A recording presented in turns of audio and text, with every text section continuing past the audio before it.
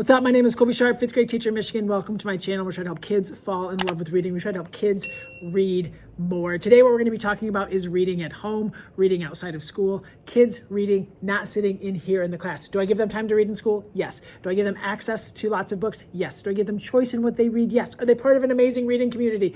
I think so. Yes. But the goal of all teaching is independent. So I want to make sure that they are readers outside of school. The goal here is not to pass a test. The goal here is not to do well to make me look good or the school look good. Does that stuff happen? Yes. We do very well on lots of things. But I want them to be readers. I want them to see reading as something that is important to them. So I want to help them in reading at home. Now, all of my kids are working on a reading goal that they have selected. And a common goal that many of them have at some point during the year is reading more outside of school. I think I actually currently have 8 kids who are working on this goal. The expectation is that you read every night in this class, 10, 20, 25 minutes, whatever you can. The goal is that you're reading. They do not fill out a reading log. That is not like a requirement. We have to have parents sign it. That's just, let's be real. That's not really helping them become independent. To require every kid to do that, it usually doesn't work. So we don't do that. But I am constantly talking to them about reading at home. I feel that they're pretty honest with me. 8 kids have selected this as their goal. So when they select this as a goal, I do give them a reading log that they can use if they want to keep track of how reading is going at home. And it's not required. There's no place for a parent to sign it. It's just for them to keep track of their reading and how it's going outside of school, so we can see if we notice any trends, and they can kind of see and reflect on how it's going. Now, setting that off to the side, a couple of days ago, I met with these groups. So I've broken them up into 2 groups of 4. And I met with them. And one of the reasons that I love kids with similar goals meeting is because we can have conversations about how it's going at home. And it's so interesting how they're having some of the same issues, or they're having some of the same successes. And they can learn from each other and hear how it's going. So I'm going to just kind of go through and talk a little bit about what was talked about in those conferences, and with my readers, how it's going. So the first kid, she was talking about how reading was going really well at home. She was on fire, going super well. But then they had like a big family event that happened, like really big, not a bad thing, but like a really big, monumentous family event.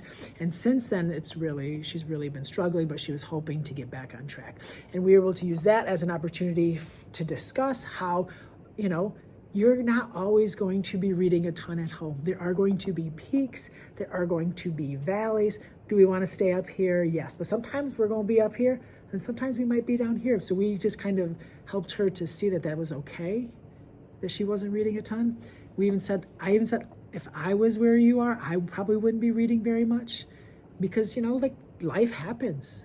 And reading is important, and it is helpful to the success that we have in life and in living what I think is a fulfilled life. But it's not always going to be like that. So we really helped her to see, don't be discouraged, don't be frustrated. That's just part of life. The second kid, this kid said reading is going great. He started with this sheet. He says he doesn't use it anymore, but it was helpful to get him started. And for what him was helpful was he needed a space. We've got sibling stuff going on, a lot going on at home, likes to read, but was having trouble doing it at home. But once he found a specific place that was away from his siblings, this is the place that he goes to read, he's found himself a lot more successful. And when we're having this conversation, the other kids are nodding, they're agreeing, they're talking about their spaces, a really powerful conversation. Another kid was like, it's going awesome. I'm reading every night. I love the log. Can I keep doing it? Yes, I'll print you 20 years worth of logs if you need it. I don't think that you will, but I'm glad that it's going for her. Just really thinking about it and getting started was really helpful. And then the 4th kid in this group, the final kid in this group, said that she has the log at home. She doesn't fill it out, but she likes to have it, just to kind of see how reading has been going for her in the past at home.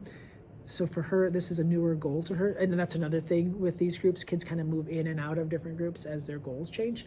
But this one is, she says that the reading is going a lot better at home. She still feels like this is the goal she needs to work on. Wasn't quite ready to maybe move on to a different goal yet. All right, then I brought 4 other kids to see me at the carpet. First kid was like, the log helped me get started. I just was kind of in a rut. It kind of made me feel like I had to read at home, but now I want to read at home. And remember, her saying she had to read at home, this is not anything that I'm checking. Well, I'll look at it with them.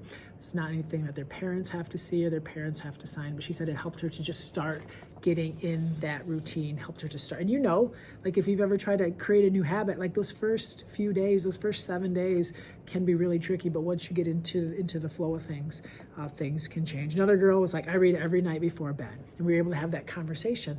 Sometimes it's helpful to have a specific time, right?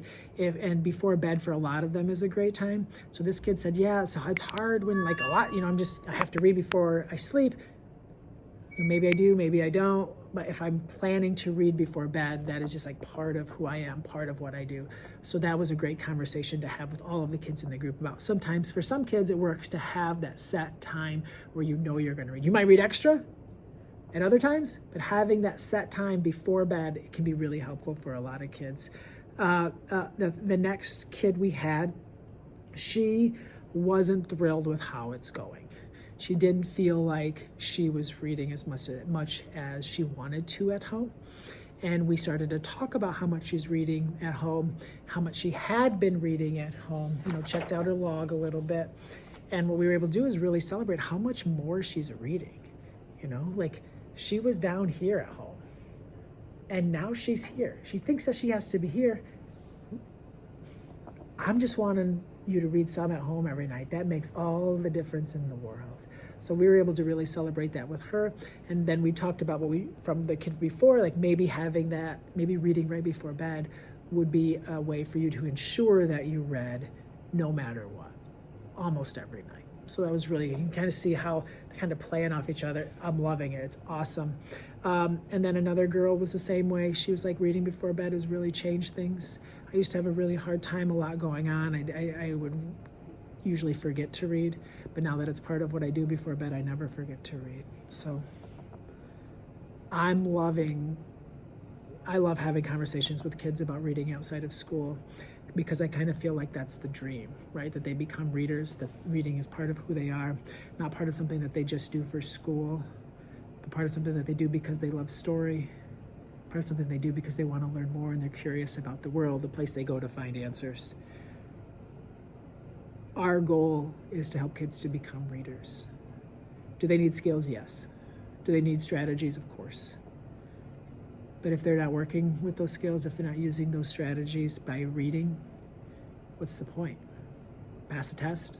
Make us look good in the newspapers? The goal of all teaching is independence. If we can help our kids become independent readers, magical things can happen. Thank you so much for tuning in. I'll continue to talk about how I get kids to read more on this channel. So if you're new, please consider subscribing. Thank you again. My name is Colby. I hope you have an awesome-tastic day.